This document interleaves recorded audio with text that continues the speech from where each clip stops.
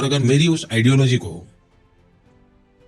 बहुत कम शब्दों में अगर कहना है तो वो ये है, नेशन फर्स्ट।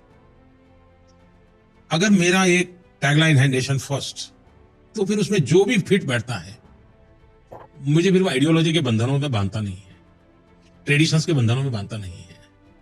वो मुझे आगे ले जाने के लिए जरूरी होता है, तो मैं करता हूं। पुरानी चीजें छोड़नी है तो मैं छोड़ने के लिए तैयार हूं, नई चीजें स्वीकार करने के लिए तैयार हूं, लेकिन मानदंड क्या? Nation first. मेरा तराजू एक है, मैं तराजू नहीं बदलता। देखा आपने, पीएम मोदी कहते हैं कि उनकी विचारधारा, उनके काम करने का तरीका, उनके फैसले, सब कुछ की कसौटी एक ही है, नेशन फर्स्ट। उनके पास तराजू एक ही रहता है, राष्ट्र सर्वप्रथम। उसी तराजू में वे अपने हर फैसले को तोलते हैं और तब काम करते हैं देश के लिए। जो सही है वो सही है, फिर चाहे कुछ भी हो जाए। व्यक्तिगत इमेज बनती है तो बने, नहीं बनती है तो ना बने। छवि बिगड़ती है तो बिगड़ जाए, वोटों का नुकसान होता है तो हो जाए। अंतर्राष्ट्रीय स्तर पर एजेंडाधारी सवाल उठाते हैं तो उठाएं, लेकिन जो भी देश हित में है वो पीएम मोदी करते दिखाई देते हैं।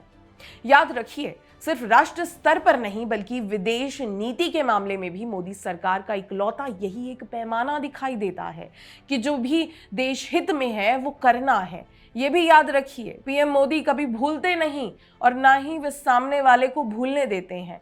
अभी जबकि ऑपरेशन सिंदूर से उन्होंने पाकिस्तान के झूठे दंभ और उसकी पनाह में पलने वाले आतंकियों के अड्डों को मिट्टी में मिलाकर पहलगाम इस्लामिक आतंकी हमले का बदला ले लिया है, तो ये फैसला भी राष्ट्र सर्वप्रथम के भाव से लिया गया है।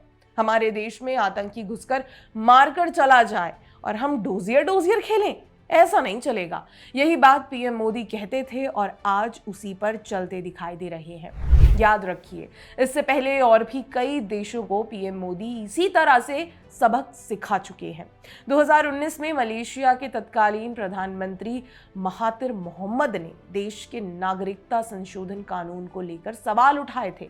2020 आते आते भारत में मलेशिया का जो पाम ऑयल आता था उसमें बड़ी गिरावट आई। मलेशिया को सबक सिखा दिया गया था कि भारत के आंतरिक मामले में नाक मत घुसाओ। दूसरा उदाहरण कनाडा का ले लीजिए। 2023 से 24 में कनाडा के तत्कालीन प्रधानमंत्री जस्टिन ट्रूडो ने अपनी सिख तुष्टीकरण की राजनीति के लिए भारत को लेकर बड़े स्तर पर झूठा प्रोपेगेंडा चलाया। भारत के ऊपर खालिस्तानी आतंकी हरदीप सिंह निज्जर की हत्या का झूठा आरोप लगाया। एक भी आरोप वे साबित नहीं कर पाए, लेकिन भारत सरकार ने कनाडा के ऊपर सख्त कार्रवाई की। भारत ने कनाडा के 6 बड़े डिप्लोमेट को देश से निकाला और इसके साथ ही कनाडाई नागरिकों के लिए वीजा सर्विस भी सस्पेंड कर दी। मालदीव के साथ भी यही हुआ। 2023 में मालदीव के प्रेसिडेंट मोहम्मद मुइज्जू ने इंडिया आउट कैंपेन चलाया। 2024 में उनकी सरकार के मंत्री ने पीएम मोदी के खिलाफ अभद्र टिप्पणियां की। परिणाम ये हुआ कि भारतीयों ने मालदीव घूमने जाना बंद कर दिया। इसके बाद जो होना था वही हुआ, मालदीव घुटनों पर आ गया। बांग्लादेश का उदाहरण भी हमारे सामने है। शेख हसीना के तख्ता पलट के बाद मोहम्मद यूनुस ने चीन और पाकिस्तान की ओर हाथ बढ़ाया। बांग्लादेश में चुन चुन कर हिंदुओं को निशाना बनाया गया। यूनुस की पूरी सरकारी मिशनरी इंडिया आउट का कैंपेन चलाती दिखाई दी। पीएम मोदी ने यहाँ भी राष्ट्र को सबसे ऊपर रखा। बांग्लादेश में हो रहे हिंदुओं पर हमले के मुद्दे को सरकार ने बार बार उठाया। ट्रांसशिपमेंट फैसिलिटी को रोक दिया और भी कई तरह के एक्शन बांग्लादेश के खिलाफ लिए गए। अब तुर्की का मामला देख लीजिए। 2019 से 20 में तुर्की ने यूएन में पाकिस्तान का साथ देते हुए कश्मीर का मामला उठाया। पाकिस्तान के साथ आर्म्ड डील की, ऑपरेशन सिंदूर के दौरान पाकिस्तान का समर्थन किया। परिणाम ये हुआ कि भारत सरकार ने टर्किश फर्म सेलेबी एविएशन का सिक्योरिटी क्लियरेंस रिवोक कर दिया। पूरे देश में बॉयकॉट तुर्की की मुहिम चलती दिखाई दे रही है। इंडिया टुडे के पत्रकार गौरव सावंत इस मुहिम के समर्थन में कहते हैं कि ऑपरेशन दोस्त से हमने तुर्की की भूकंप के समय इतनी मदद की और आज वही तुर्की हमारे दुश्मन के साथ खड़ा है।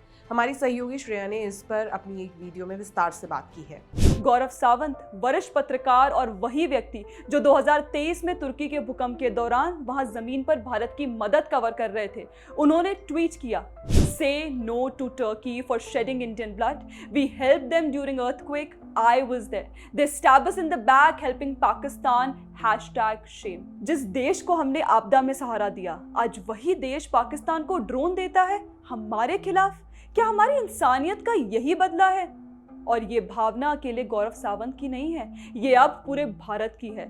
हर्ष गोयनका, उद्योगपति, लिखते हैं, Indians gave rupees 4,000 plus crore to Turkey and Azerbaijan through tourism, and today they stand with Pakistan. Plenty of places in India and the world.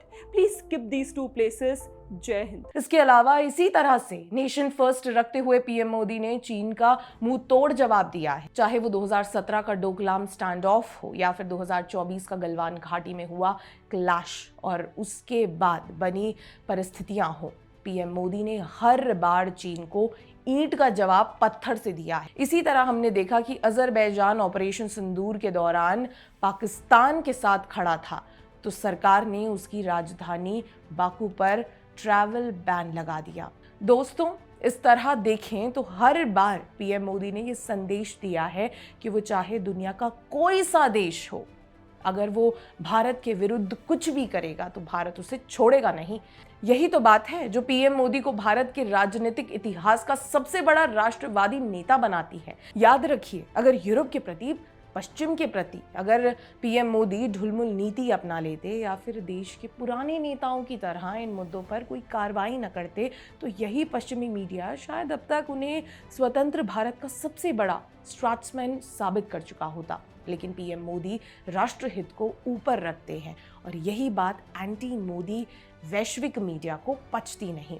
यही वो बात है जिसके कारण दुनिया के सबसे बड़े लोकतांत्रिक देश के सबसे पॉपुलर नेता को, जिसे भारत की जनता ने तीसरी बार चुना है, उसे टारगेट करने का कोई मौका पश्चिमी मीडिया नहीं छोड़ता। खैर, पीएम मोदी हमेशा देश को सबसे आगे रखते हैं। इस आधार पर उन्हें सबसे बड़ा राष्ट्रवादी नेता कहा जा सकता है। इसको लेकर आपका क्या कहना है, कमेंट सेक्शन में हमें ज़रूर बताइएगा। अगर आपको हमारा कंटेंट पसंद आता है तो चैनल को भी ज़रूर सब्सक्राइब कर ले। जय हिंद।